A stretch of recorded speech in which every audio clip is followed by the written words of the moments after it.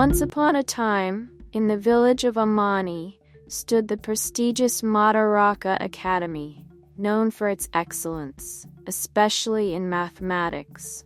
Children of wealthy families filled its classrooms, as success in mathematics symbolized prosperity. Among them was a quiet, determined boy named Kimani. Unlike his classmates, Kimani struggled with math but excelled in other subjects. Kimani's classmates were ruthless. They gave him demeaning nicknames, mocking his struggles. They called him Amba Amba, meaning future beggar, and used him as their errand boy, often saying, "Kimani, you'll never make it. If you can't do math, you're doomed to be poor."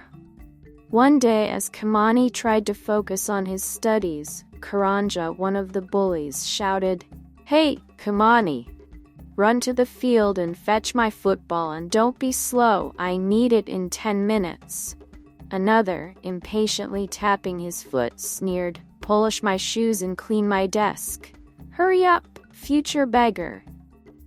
Though Kimani protested, he would do as told. Over time, his studies worsened.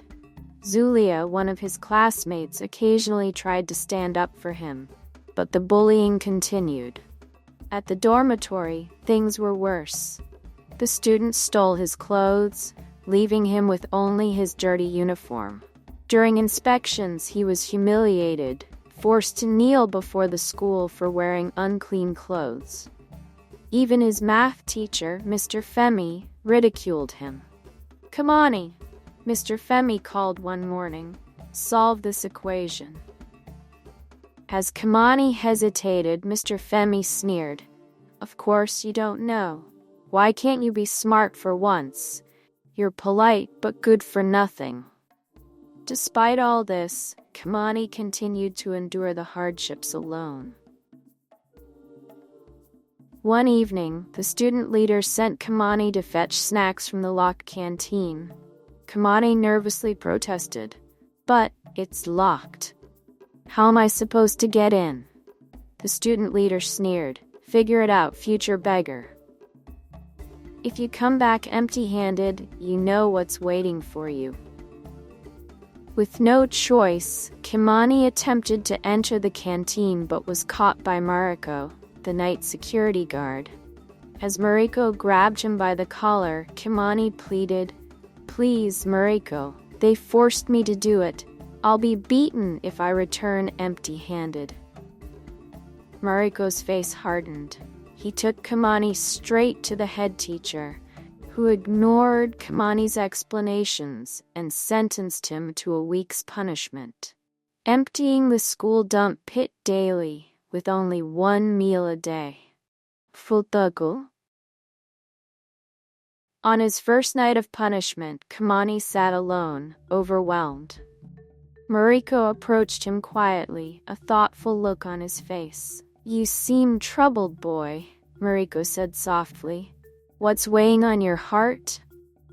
Kimani sighed heavily. "Mr. Femi gave me an ultimatum. My grades are falling, and my classmates make it impossible for me to study. The math exam is coming up, and I feel like there's no hope for me." Mariko nodded thoughtfully. "I have a plan," he said after a pause. Kimani looked up, surprised. "A plan? What kind of plan?" Mariko smiled. "I'll coach you for the next 2 weeks before your exams, but only if you agree to work hard and listen. Deal?" Kimani's eyes brightened. "Deal," he agreed eagerly. Before we continue, please subscribe to our channel if you haven't. Comment, share, and like as well. By doing so, our hearts are full. Now let's continue. Mariko continued, "You're a smart boy, Kimani. You excel in all subjects but struggle with focus in math. If you commit, you'll overcome this." Over the next 2 weeks, Mariko tutored Kimani tirelessly, teaching him not just math but also instilling confidence and resilience in him. "I was good at math in my youth," Mariko would say, "and I see potential in you, Kimani. Focus and believe in yourself.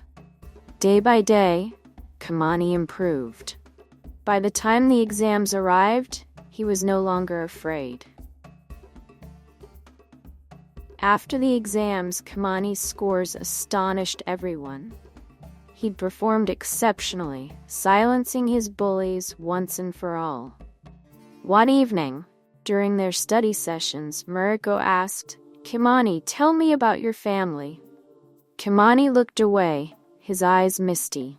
"My life isn't easy. My mother, Ada, raised me alone after my father left. She works hard as a maid for Mr. Mambo, a wealthy businessman. He took pity on us and offered to sponsor my education here." Mariko listened, visibly moved. "You miss your father, don't you?" "Yes," Kimani replied softly. "I barely know him. I just wish I could feel whole." Mariko sighed deeply, reaching into his pocket. "I understand that feeling well. I once had a family too." He pulled out a worn photograph. Kimani gasped, recognizing it immediately. "Where did you get that?" Kimani asked in shock. "That's my family. My mother has the same photo at home." Mariko's voice was choked with emotion. "This is my only reminder of my family, and it seems, my son, that family is you." Kimani's eyes widened as he realized the truth. You're my father?" Mariko nodded, tears glistening in his eyes. "Yes, son. I was falsely accused of theft and sent to prison for 15 years. By the time I was released, I had lost everything and couldn't find you or your mother. I only moved here 2 years ago." Kimani's heart softened as he hugged his father tightly. From that moment, they continued their tutoring sessions, not as strangers, but as family. At the end of term, Kimani excelled, ranking first in his class. His bullies accused him of cheating, and under strict supervision, they were retested. Kimani excelled again, proving his intelligence to everyone. At the term's end, along with Mr. Mambo's children, Zendaya and Zahur, returned home to a grand celebration organized by Mr. Mambo. As Kimani walked in, Ada caught sight of Mariko and froze.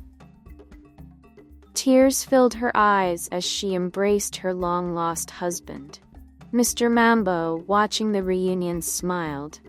The following week, Mariko and Kimani visited Mr. Mambo to express their gratitude. As they approached, Mr. Mambo looked at Mariko with astonishment. "Mariko, it's been too long. What happened to you, old friend?" Mariko smiled. "It's a long story, brother." Mr. Mambo's eyes twinkled as he clapped Mariko on the shoulder. "Do you remember the mining project we planned? Mr. Rafael from Peru has been waiting for us to rekindle it for 16 years. Kimani, watching the exchange, asked, "Father, Mr. Mambo was your business partner?" Mariko nodded. "Yes, son. Years ago, Mr. Mambo and I had a promising mining deal with Mr. Rafael. But some corrupt officials sabotaged us, accusing me of crimes I didn't commit." He continued, "Those officials seized our land and our business, claiming that we'd given up our ownership. They stole our dream, and I went to prison." Kimani listened, entranced by his father's story. "When I was released, I had nothing," Mariko said, "but Mr. Mambo never lost hope in me." Moved, Mr. Mambo invited Mariko and Kimani to join him in meeting Rafael to reignite their dream. "We'll need to clear our names first," Mr. Mambo said, "but together, we'll bring justice to those who wronged us." With Rafael's help, they exposed the corrupt officials who had ruined Mariko's life, restoring Mariko and Mambo's names. Justice was served, and the community celebrated their victory. Mariko, Mr. Mambo and Raphael began their mining operation anew, this time grander and more successful than they ever imagined, benefiting not only their families, but the entire community. Back at school after the long holiday, Kimani was admired and respected. He became close friends with Zendaya and Zahur and reflected on his journey with a heart full of gratitude. One thing I've learned, he told his classmates, is that true strength doesn't come from wealth or status. It lies in resilience and kindness. No matter how hard the journey, perseverance and a kind heart will always lead you to victory. Nyai. True strength lies not in wealth or status, but in courage, resilience, and kindness. No matter how difficult the road, a brave heart and strong spirit will always prevail.